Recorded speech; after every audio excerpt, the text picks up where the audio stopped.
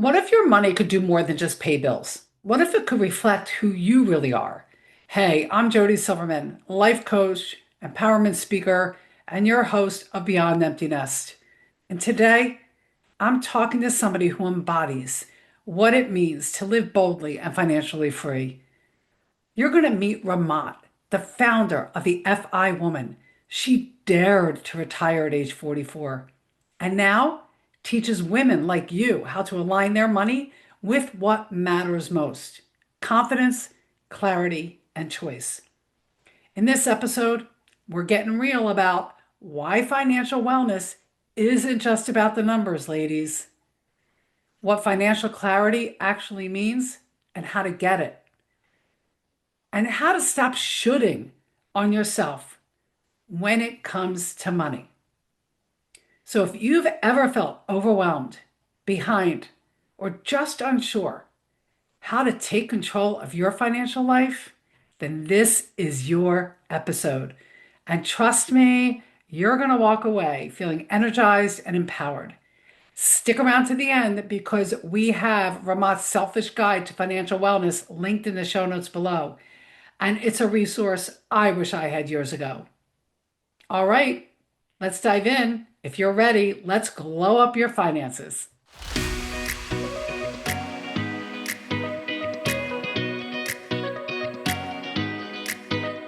Welcome to Beyond Empty Nest, Ramat.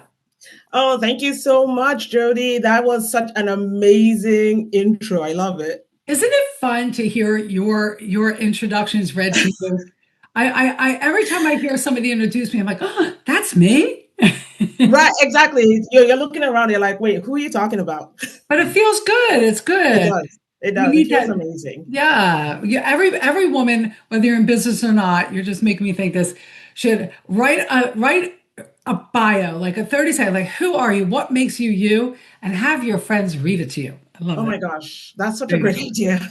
I love that. I love that. All right. So before we dive in, because we have a lot to talk about, I love to hear my guests share their backstory because as I just shared, you had a career in engineering and in addition to dare to retire at 44, which is really young. So share a little bit of your story about how this all happened to be and lead you to what you're doing right now. Thanks. So it all kind of started when I first graduated. So I graduated from college in 2001. And during that time, we had just come out of the tech bubble, like, the internet Yes. first. And because of that, the economy wasn't the greatest. So there wasn't a ton of jobs. So I was really happy to even just get a job once I graduated. Unfortunately, less than a year after graduating and starting to work, I got laid off. And there was just a lot of us that got laid off in that particular industry. I was in the oil services industry. That was my first job out of college. And because at that time, I was still a foreign national, I'd come to the US to study on a visa and I was working on a work permit. So I didn't have like the fallback that a lot of American citizens have, like unemployment or moving back home. I didn't have those things. Mm, And so that really drove home to me the importance of financial independence.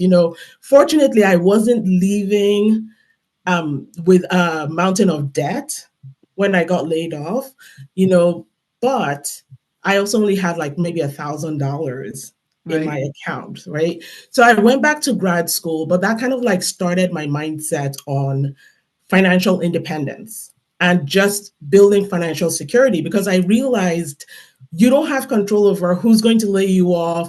You don't have control on, if there's a natural disaster or anything, but you do have control over making sure that you have some financial resources to help you if you need it, right? Yeah. So that was kind of like what started me off. But the thing that really accelerated, because at the time I wasn't really thinking of retiring early, I was 25, you Right. know. So this all happened at like the age of 25. Yes. So it was like my first job out of college. Um, when the layoff happened, I was 25 years old and I went back to grad school.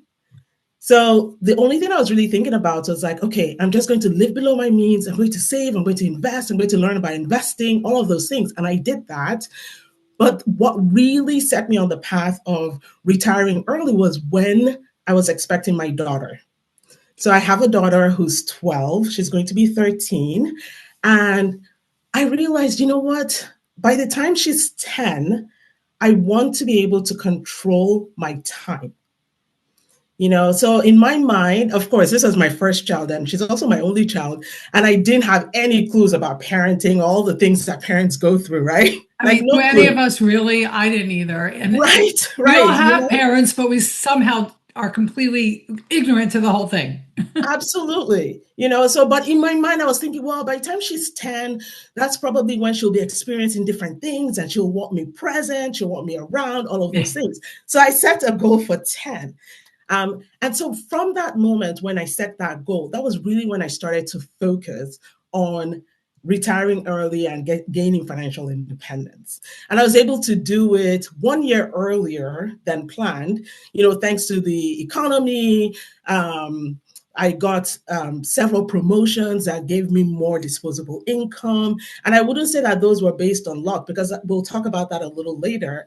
Once I had set my goal, it made me more intentional about the things, not only the things I spend money on, but also the roles I took or the roles I pursued, because Mm. I was being a little more intentional because I knew what I was working towards. I love that. Oh, I love your story. I love your story. Well, that we're diving right into that because the title of this is Dare to Glow Financial Confidence and Clarity, right? Yes, And you do talk about, and there's a great lead in. Thank you for sharing your story. But a great lead in is, the importance of financial clarity. You talk yes. about financial clarity, that phrase. So let's talk a little bit about that. Absolutely. Like, when I first started the FI Woman, I started the FI Woman in 2015. And my goal at that time was just to teach women how to invest in the stock market, because I saw the stock market as a way for women to build wealth. And once you have some money, you're able to do other things. You have the freedom to choose, right? So Right. that was my initial intent. But then, even with my own story, yes, I was living below my means. I was saving, I was investing, I was doing all of those things. But without a clear goal for what I was working towards, it was easy for me to veer off course. It was Yes. easy for me to like just stop sometimes or to lose track of what I was doing. But once I had that clarity that by the time my daughter is 10 years old, I want to be able to control my time. And to me, that meant being able to have passive income that didn't require me to go to work. Like, I didn't have to earn a paycheck. Right. And just to be clear, it doesn't mean that you have to stop working. It doesn't Right. mean you have to stop earning money. For me, the definition was I didn't have to get a paycheck in order to live and in order to get the things I want and the things that I needed financially. Which And gives so which that's opens up the door for choices. So you can it choose. does. So now I choose to go to work, Yes. have to go to work. There's a whole mindset around that. And I just have to add, because before you continue, I do a lot with vision boards. Right. I do a lot with vision boards. And the one of the number one benefit of a vision board, and a vision board literally could be a piece of paper with your main goal on it. You don't Mm, even have to do pictures. And do. I know somebody who had a vision board. It was just a list of the 10 things they wanted to do. They have no right. pictures, nothing, but it keeps it front and center so that when you are faced with, oh, I really want to do that. I really want to buy this. Right. You can look over and say, well, do I really need this now? Will that delay me getting to my goal? So I love how you said you had that clarity. Like you knew Yes. exactly what you wanted by what time. Right. And you were intentional during those years leading up to 10 years to do things that would allow you to move closer to that end. Yes. And Yes. Like, that's financial clarity. When you know what you want, then you make better decisions. absolutely. It makes such a huge difference. And I love how you mentioned that a vision board doesn't have to be complicated. It can just be simple. The same thing with your financial plan. Like we seem to think that there's this mystery, this secret. And of course, we think that because we've been sold that, but it doesn't have to be complex, right? So once you have the clarity of what you're working towards, then a financial plan can be simple. Just like you can have a simple vision board, there's nothing wrong with having the pictures and everything else, but your financial plan can also be something that's simple that you just get started on and then you work on as you go. Yeah, I love that. And it means like you can say, you know what, I really want to buy this new belt. I'll throw it out. Yes, And you can say, but it's expensive. But you now have you have a choice. You're going to make an intelligent. You're going to make it not intelligent, an intentional decision. And you know what? yes, I'm going to buy it because I really do want it, and it might set me back this month. So now next month I know. Or you can say, you know what? No, I don't really need it. But you're making now from absolutely. I love that. Yes. I really love how you like really hit on that because what I Yes. teach people is, especially like the women I work with, what I teach them is like, you don't have to deny yourself because then, what's the point of working towards a goal, but feeling like you're not living in the present, right? That's Yeah. that's kind of sad. Yeah. So I tell them like, think about the things that are important to you, Yeah. build it into your plan, set money aside for if you're the kind of person who loves concerts and going and traveling, Right. set money aside for that intentionally. The point is being intentional. Right. Not just going out and Intentional. pulling out your credit card left and right. And because we live in a virtual world of money now, it's very easy Oh to my do. gosh, yes, it's so easy to do. I'm guilty of that. Yeah. Oh, we all are. But but that's the important piece is knowing what you want. And it doesn't mean you can't have the things that bring you joy. It doesn't mean you can't have the experience. It just means be intentional about building it into the plan. Exactly. And yeah, I love that. Oh my And God. making choices. You Yeah. said the right word, choices. Yes. It might be that, okay, I really want this. It's not planned, but it's something that matters to me, so I'm going to sacrifice something else temporarily. Yes. Nothing is ever permanent. It can just be temporary and then you get back on track. No, I love that. I love that. You also talk about, Ramat, you also talk about why it's critical for women to build financial security so that they can live, with intention and boldly and in confidence. So why specifically for women? Oh, that's a great question. If I don't know if you've kept up with some of the job reports that have recently been released, but whenever there are layoffs, whenever there's anything that impacts the economy and impacts people, women unfortunately are disproportionately impacted. Hmm. So whenever there are layoffs, there tend to be more women, especially more women of color, that get impacted financially.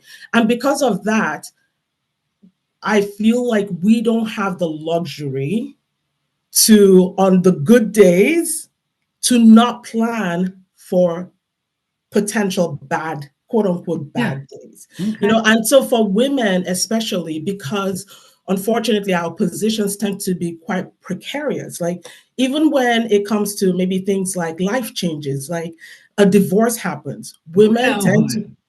women tend to be the ones who are more hit financially Yeah. in those cases. And so I always stress, like women, it's important for us to build our financial security. It's great if you have a partner that's reliable. It's great if you have a job that's stable. But what if things change? What if things change? Yeah. And so that's why I think it's really critical for us to build that financial stability and security. And especially because women's role in the community and in the family is so important. Yeah. If a mom isn't doing so well, it's likely that the children aren't doing so well as It's so well. true. It's so, and it It doesn't kind of matter. trickles down. I think that's across all demographics. Yes, All demographics because yes, it's so true.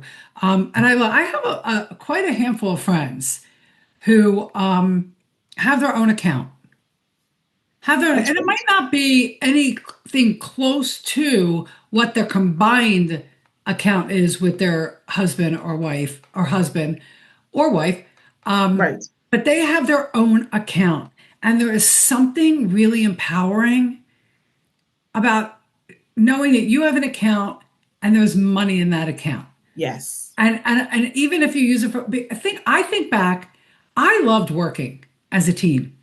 I loved going to that sneaker shop Yeah. And at the end of the week, picking up my paycheck, I was like, Nice. is a sense of worth. Yes. There is a sense of pride and I Accomplishment, you've accomplishment, done, all yes. that. And, so I love that you say it because this is so yes, it's critical because you never know what life will throw you. And divorce is a big one. Right. Widowhood, I just say get your house in order with your spouse both Right. ways. But And I'm glad you mentioned widowhood as well. In my age group, maybe divorce is more what I see than widowhood, but widowhood is another one. So many women of the older generation where the man took care of all of the finances and they really didn't know where things were. no, And when you've lost your partner or your spouse, the last thing you want to wonder about is, how are the bills getting paid? no, Where is this horrible. money? How do we pay the mortgage? How much do we have left on the mortgage? So these are things where I tend to like let people do what they're comfortable with some guideline. Yes. If you don't want to take full control of your finances and you're happy with your partner taking care of the finances, that's great. But make sure that you know what's happening. Know where it is. Yeah. Exactly. Have the conversation with him. Make sure that you're sitting down and understanding what's going on because it affects both of you. Absolutely. My husband's a CPA.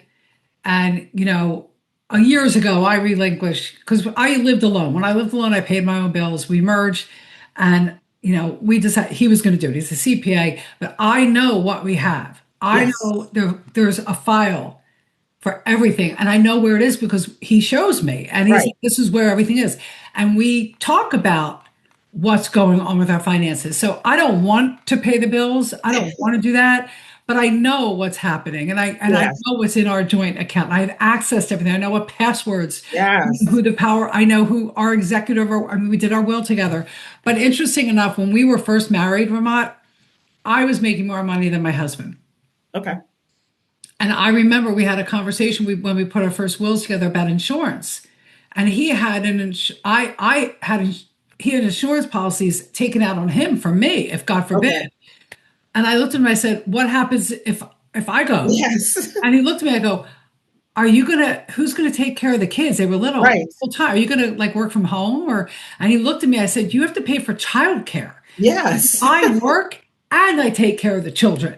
Yes. Oh my God. I'm so glad you brought that up And a because light bulb came up, and he took out an insurance policy on me for him. absolutely, like a lot of stay-at-home moms or women who are making less than their husband or who view their husbands as the primary breadwinner, they don't think of, hey, you need life insurance because if something happens to you, the lifestyle that your family is used to will be impacted. Yes. You're not there to do all of the things that you do. You're not bringing in money, perhaps, and maybe you're not making as much, but you do so much I that know. now they're going to have to pay Yeah. someone or they're going to have to find resources to support all those things that you do. So, oh my gosh, I'm so glad you brought that up Yeah. because Love that. women also need to get life insurance. Yeah. Yes. So women, just start, I'm not a numbers person. I told myself my whole life, I just don't understand finances. I do understand money in, I do understand money out. I look at it now with open eyes, and that's building your financial security through awareness, right? Is what I Yes. hear you saying, knowing what's going on and having something for yourself. Learn, Yes. play a little bit, have some play money that you can play to build a little bit of security for yourself. If it's just such a good set feeling of self-worth. So you It can really live, like is. you say, live boldly. I love that. Yes, it really is. And you know, I hear women also say, like, I'm not great with numbers. And one of the things that I try to emphasize is, if we start with financial clarity, what's important to you, right? Right. And then you said you understand money coming in, money going out. Women make a lot of financial decisions for the family. Yes, we do. And yet we seem to think we don't understand money, but we do. Yeah. We do. But people think that financial plans have to be complex. That's why one of my services is just laying out a roadmap so that, Yeah. yeah, so that they know this is a step I need to take. When you break it down, you realize it's not complex and it's really not rocket science. And the other thing, the fear of if I do make a plan, the budget, that I won't be able to do what I want to do. And that's false too. That's a It false is. evidence appearing real fear. So yeah, love this. I love this. Just be aware. You make better decisions and choices. And Yes. you might end up being able to do more of what you love. That's a whole conversation. Absolutely. Yeah. Yes, you do. You do. Yeah. You might think that you're going to be restricted, but in actual fact, and a client actually said this to me, it's actually freeing because now I know what I can do and I can plan for what I want to do. And that leads us to you always saying, and I read it in the beginning, financial wellness isn't just about having the money. Yes. It's not just about having the money. What is financial? If somebody came to you and said, "Well, Ramat, what is financial wellness to you?" What would you say to me? And, for me, it's going to be my own definition. For somebody else, it Yeah, could be something different, right? And for me, it is having control of my money, having the confidence to know that I can make the right decisions for my money, and then having the clarity for what my money is doing. So for me, that's financial wellness. yeah, It doesn't mean that I don't need to earn more money, or it doesn't mean that I couldn't use more money, and it doesn't mean that I have all the money in the world. But financial wellness is that calmness, that clarity, that peace that, okay, I know what I'm working towards. I know where the resources are. And even if I don't know where the resources are, I have that mindset of I can get the resources to put a plan together to get where I want to go. I love that. There are some people who make a lot of money, but they're not at peace. So to me, they're not experiencing financial wellness because they make a lot of money, but then there's the feeling of they don't have enough, or their money, they don't know where their money is going, or they're worried that they will run out of money. So all of that isn't adding to your financial wellness. No, But when you have that peace and that clarity and that confidence that, you know what, I have a plan for my money. I know what my money is doing, and my money is also aligned with the things that are important to me. That gives you a certain financial wellness, even if you don't make a lot of money. But Jody, let's be clear though. You need to make a certain minimum to at least meet your needs, right? yes, We yes, all we all need that. So yes. we can't say like, oh, I have $0 and I'm making $0, No, and oh, I have financial wellness because I'm no, no, willing those no, in my no. mind. That's not what I'm saying. No, you're no, I get what you're saying, concrete. And you started to say this before I get into to asking you to share what the resource is for our audience. You said when you work with a woman, a client, you started to say, I want to ask you, what does it look like to work with you? Because you started to say you map out a plan. So what would it look like if somebody's listening to this right now and they're like, gosh, it would be really great to have a woman in my corner to support me through this process. What would it look like to work with Ramon? Oh my gosh, that's such a great question. One of the things that I like to start out with is listening to what they want. I always try to get from them what they want and what's important to them. Because a lot of us are kind of trained to think of our finances in terms of just money. So someone might come to me and say, I want $1 million. I'm like, hey, that's great. I want to save or invest up to $1 million, something like that. Then I ask them, like, well, why? Because we don't want money just for the sake of money. We want money because we want it to do something for us. And so I always start out really getting to the bottom, like to the source of what's important to them. And then we build from that mindset. Because from that point on, it might not be $1 million. It could be less, it could be more. Right. But the point is, you're trying to get what's important to you. So that's always how I start out. And then I work with them on the things that are most important to them, even financially. So for some people, they've got their budget all set. They really don't need any budgeting help. But maybe they want investing ideas, or they want to understand it better.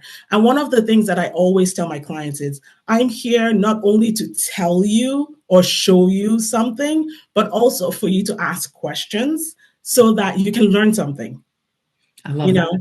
Love that. So yeah, so that's what working with me would look like. We follow a process. It's really a partnership. I like to think of it as a partnership. It's not Yeah. me just telling you, hey, go invest in XYZ or stop spending on this. Yeah. It's more like, hey, it's collaborative. It's more what's important to you. How do you get there? What are some things that you can do? And it goes beyond I like just that. your budget. Sometimes it's like, hey, you know what?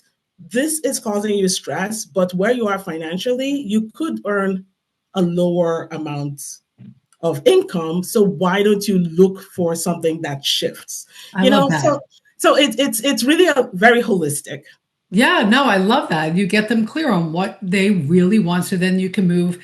Then, because what they think they want money wise might not be in alignment with the clarity. It goes back to the importance of financial clarity. Boom, full Exactly, exactly. circle. What you want money wise might not really be what's really important to you. You might just think that that's what I should do. A lot of us do work from a point of this is what I should do. This is Right. what I should be doing. I had a client who she makes quite a bit of money and she was like, okay, I guess I should buy a house. But after we talked about it, we're like, You didn't want a house, right? no, no, she wanted flexibility. She wanted freedom. She wanted to be able to pick up and move if she wanted to, I love that. and so some of us a lot of us actually work from the perspective of expectations and what we should be doing versus what we really want to do. Yeah, I love that. I love that. I hear that from a lot of women in empty nest. A couple women in the past that I've worked with have said to me, well, I guess I should get a job now. Kids are going, and I look at their face, they say it just like that. And I look at them, I'm like, should you? Right. You don't sound And then excited they look about at me and I'm like, yeah, okay, let me rephrase that. Do you have to have a job that pays you money to live your life? Well, no. I says, there's somebody telling you you must work, we need money. No. right, All right. Then why a job? Why can't you right, figure out a hobby or volunteer your time? So that's a whole thing. So yeah, right, right, right. all right. Like You have tapping more into the things that we want. I know we do a lot of shooting of ourselves. So I love how you work with women. You also have a really great resource that we're linking all everything in the show notes on how to reach out to Ramat, work with her, and a link to your The Selfish Guide to Financial Wellness. Tell everybody what that is, and then we're going to get to your dare. All right. Well, last year I was thinking really deeply about financial wellness. I'm a numbers person. So I, of course, started the FI Woman first thinking about teaching women how to invest in the stock market. But then after working with a lot of people and then my own experience, I realized it's way beyond just the numbers, right? And as I was reflecting on what financial wellness is, I thought of it as being selfish and not selfish in a bad No, a way. good way. It's more thinking about yourself and what's important to you, and then setting up your finances to support that. Not the other way around, where, you know what, we first start out very excited about life and our career. And then as we progress in our career, it's like, okay, we're just going role after role, promotions, earning more money, but have we lost sight of what's important to us, right? Yeah. And so I created this journal with 9 strategies for cultivating authentic financial wellness. And that's what that is. It's a really, it's a guided journal. It goes over like a 10-week period, but of course you can pick it up wherever you leave off, right? And it has some prompts to get you thinking. It has some activities and it has suggestions. So it's a really cool journal. And I'm not just saying that because I No, it live is it, because but you said it connects mindfulness, purpose, and personal finance all together. yes, Holistic approach. a very holistic approach and just getting us to think differently. So one of those strategies is even saying no. Yeah. One of Yeah. the strategies is saying no. Like Yeah. normally we wouldn't connect saying no with financial wellness, but saying no also means saying no to the things that you really don't want. Saying no to buying a house, saying Right. no to spending money on stuff that's not really important to you. Right. And as well as saying no to roles that you don't care about just because you make more money, but then it gives you stress Yes. and a mental breakdown, right? I love that. So that's one of those strategies, and there are 9 strategies in there that I just reflected on and thought about that would help people build authentic financial wellness.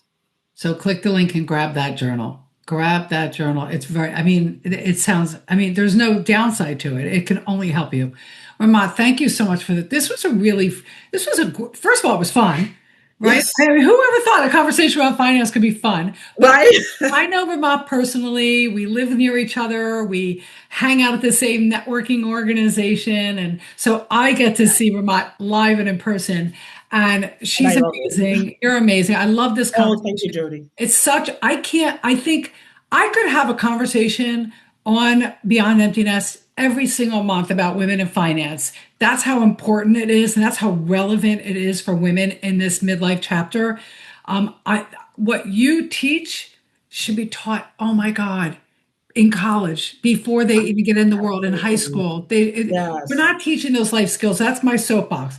But I really Oh, appreciate. but you know what, Jody? To add to your soapbox, the more we're aware, the more we can set up our daughters, our sons, our Yes, kids, our and the grandkids. generations. Exactly. Especially our girls. Yeah. We know that we earn less for the same work. Oh We know yeah. that we live longer than Yes, men. we Like, do. it's so important for us to build financial security. And the sooner we start, the earlier we start, the better. So Oh. let's hook our kids and our Yeah, grandkids. we can make a ripple effect. We can make a difference in just our little family's world, and the ripple effect will go out. So thank you for this Yes. conversation.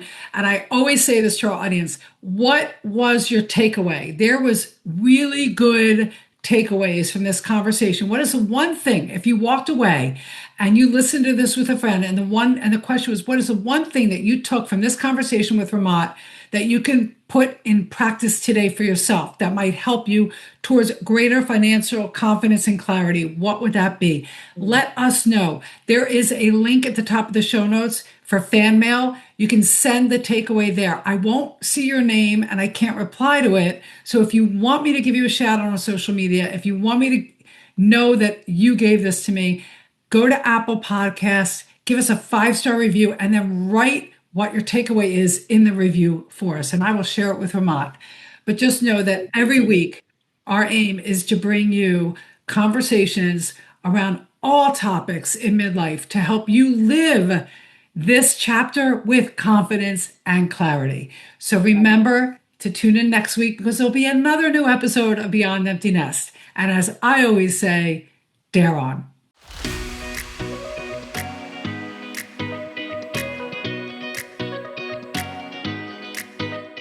Let's be real. You don't need more money to feel more financially powerful. You need more clarity, more intention, and more confidence. That's what Ramat reminded us of today. Financial wellness isn't about having it all. It's about knowing what matters most and aligning your money to serve it. And if you've been telling yourself, I'm just not good with numbers, consider that your old story. As Ramat says, once you know what you want, you make better decisions, period. So, what's one small step you can take this week toward your financial clarity? Journal it, reflect on it, or better yet, grab Ramat's Selfish Guide to Financial Wellness. The link is waiting for you in the show notes. And to give you that extra something to help shift that mindset, grab the Self-Talk Cleanup 7-day mini challenge in the show notes as well. No matter what you do, if you're unaware of how you speak to yourself and others, you'll just wind up back in the same spot time and again. This mini challenge will support you in finally learning how to kick out the negative to focus on what truly matters to you. Until next time, remember, confidence is a decision. Dare on, my friend.